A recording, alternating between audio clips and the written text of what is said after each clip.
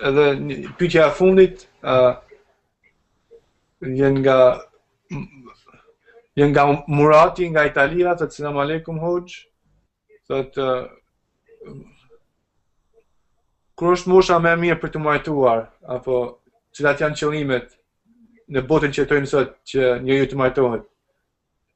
Allahu të shpërblet. Nga Twitter, pra, cila është mosha më e mirë edhe për çfarë qëllimi është?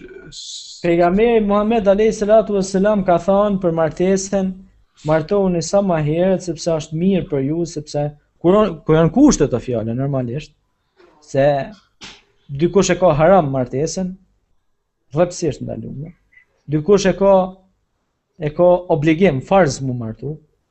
Dikush e ka sunet, dikush e ka, domethënë, martesa seleksionohet, bazë me thebit e Abu Hanifes, i njohur i dietar islam.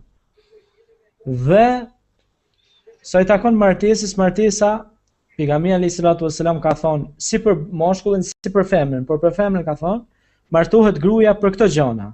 Martohet për bukurinë e saj, për pasurinë e saj, për familjen, gjininë e saj, për fisin e saj, për moralin e saj. Por martohet edhe për fenë e saj.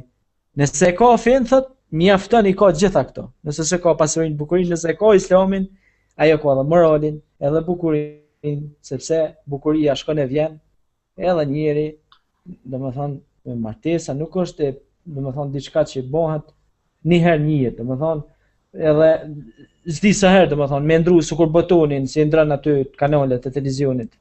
Domethënë, martesa një herë bëhet edhe do të më bën si duhet, me zgjedh, me moral, me nder, me dignitet, me gjëra të përpikta, dhe pastaj është një hadith i pejgamberit alayhis salatu wassalam që preferohet mosha deri prej 25 deri në 30 vjeç, domethënë është mirë, është e preferueshme. Bon, më 40, 70, ka martohet kur dush tash, dy çeli kanë. Allah të shpërblet pra për përgjigjen hoxh.